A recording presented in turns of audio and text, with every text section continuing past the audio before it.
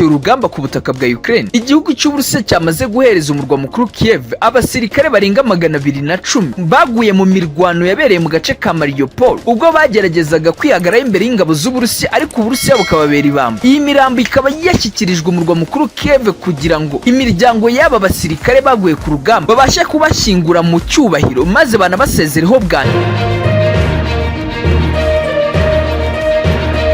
Gikorwa amahanga ndetse n'abantu benshi bakurikirana hafi bya politike bashimiye Perezida Vladimir Putini w'Uburusiya bagaragaza neza ko afite ubumuntu, ngo kuko ngo byarashobokaga neza ko bari gucukura imyobo bakagenda babajugunyamo cyangwa bakabatwika, ariko kuko Perezida Vladimir Putini nk'uko yakomeje kubivuga kuva intambara yatangiye, yavuze ko nta kibazo na gito yafitanye n'abaturage ba Ukraine, ahubwo ko ikibazo gifitanye n'agatsinda cyangwa agatsiko k'abanazi bakomeje kuyobora iki gihugu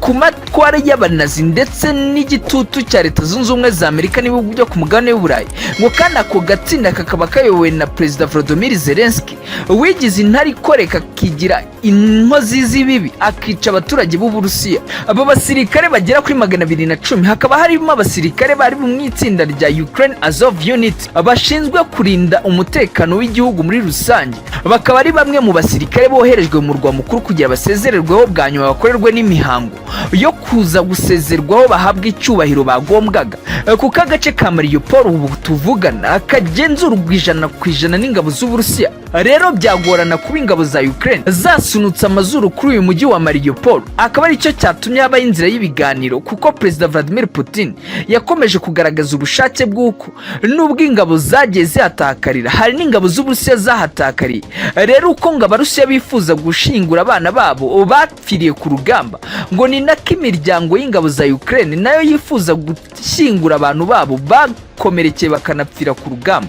Gusa akaba ari n'amakuru akomeza kuvuga ko Kiev ikomeje gushyira imbaraga mu kuba yaganira na Moscow, maze abasirikare barenga hafi 2,000 bashobora kuba barafatiye mu gace ka Azovstal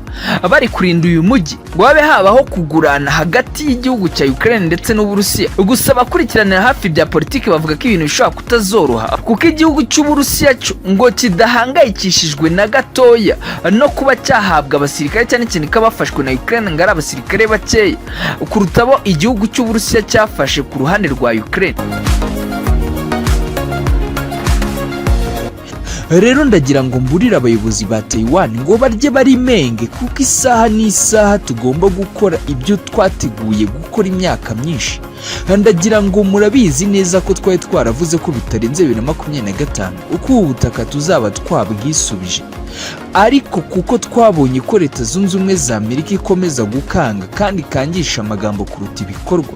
ni nacyo gitumye twita tubyihutisha. Ibi bikorwa bikugomba kurangirana n'uyu mwaka.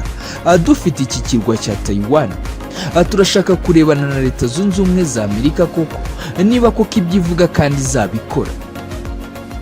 Iyi ni gasopi ikomeye Ubushinwa bwahereje Leta Zunze Ubumwe za Amerika hamwe na Taiwan mu gatebo kamwe, ubwo yoherezaga indege zirenga 30 z'intambara mu kirere gikomeje kugenzurwa na Taiwan.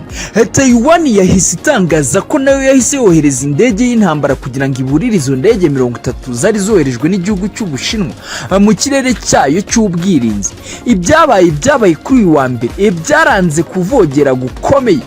kwabaye kuva muri Mutarama, kugaragaza neza ko ibintu bikomeje kuba bibi cyane, kuko ibi bije nyuma y'iminsi mike Perezida wa Leta Zunze Ubumwe za Amerika Joe Biden aburiye Ubushinwa abusaba kwirinda gutera Taiwan, ubwo yavugaga ko ngo Leta Zunze Ubumwe za Amerika biri mu itegeko nshinga ko igomba kuzarinda Taiwan ku giciro icyo ari cyo cyose, kandi ko umutekano wa Taiwan ari ingenzi kuri Leta Zunze Ubumwe za Amerika. Ibi byahise bisubizwa na Perezida w'Ubushinwa Xi Jinping mu mvugo ituje ariko yuje umujinya, avuga ko Leta Zunze Ubumwe za Amerika bagiye gutegura uburyo bwo kwihereza gasopo ikazibukira kuzongera kujya yikomanga mu gatuza ikanga ibihugu by'abagabo kandi bikomeye nkayo.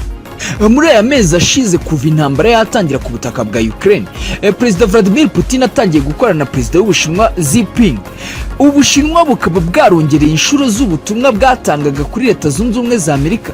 bwohereza indege zabwo z'intambara karahabutaka, buvuga ko ari imyitozo ikomeje kugenda ikorwa, ariko aba Leta Zunze Ubumwe za Amerika ndetse n'abasesenguzi mu bya politiki bakaba bibaza iyo myitozo ikigamije. none bikaba byagiye ku mugaragaro bivuzwe n'uyu mujenerali Zuriyu, aho yabivuze ubwo izi ndege 30 zacaga mu kirere cya Taiwan, avuga ko noneho nta mikino ihari, ko Ubushinwa kuko bwiteguye bidasubirwaho ugutera Taiwan kugira ngo bahangane na Leta Zunze Ubumwe za Amerika yamaze gufata ikibazo ikakigira icyayo. Nk'uko tubikesha inkuru ya BBC ivuga ko ibikorwa nk'ibi byarakaje Taiwan ndetse byongera umwuka mubi mu karere muri rusange. Ubushinwa bubona Taiwan nk'intara yabwo yigometse ishobora kuyifata ku ngufu bibaye ngombwa. Ni mu gihe Minisiteri y'Ingabo ya Taiwan yavuze ko ubwo ibikorwa nk'ibi byaherukaga kuba, byari indege 22 z'intambara zagaragaye mu kirere cyazo, indege y'intambara ya electronic ndetse n'indege zo kurwanya ubwato bw'intambara bugendera munsi y'amazi zizwi mu rurimi rw'icyongereza nka submarine. Indege zanyuze mu gace ko mu majyaruguru y'uburasirazuba bw'ibirwa bya Pratas biri mu kirere cy'ubwirinzi cya Taiwan, nk'uko bigaragazwa n'ikarita yatanzwe na Minisiteri y'Ingabo y'igihugu cya Taiwan. Bigaragaza neza ko Ubushinwa bufite gahunda ikomeye yo gufata neza bukagota iki kirwa cya Taiwan, maze bigakubita Leta Zunze Ubumwe za Amerika, cyane cyane ko iki kirwa cya Taiwan atari ikirwa kinini, ariko ngo izi ndege nizanyuze mu kirere cya Taiwan nyirizina, ngo kuko iyo biza kubaho ibi bikorwa byari gufatwa nk'ibikorwa by'intambara ishojwe mu buryo bweruye. Ariko Ubushinwa bukaba buvuze ko butegereje itariki nyirizina yo kuba bwagaba ibitero simusiga kuri Taiwan, maze ngo bagahangana na Leta Zunze Ubumwe za Amerika. Hari agace k'ubwirinzi kari hanze y'ubutaka bw'igihugu cya Taiwan ndetse n'ikirere cy'iki gihugu, ariko indege z'amahanga zigaragaye muri aka gace zikurikiranwa ku rwego rwo hejuru mu rwego rwo kugenzura umutekano ndetse w'igihugu cya Taiwan muri rusange. Taiwan imaze umwaka urenga itangaza ko indege z'Ubushinwa ziguruka muri aka karere uko zishakiye, zigamije kugaragaza yuko ziteguye gutanga igisubizo cya gisirikare ku gice cya Taiwan.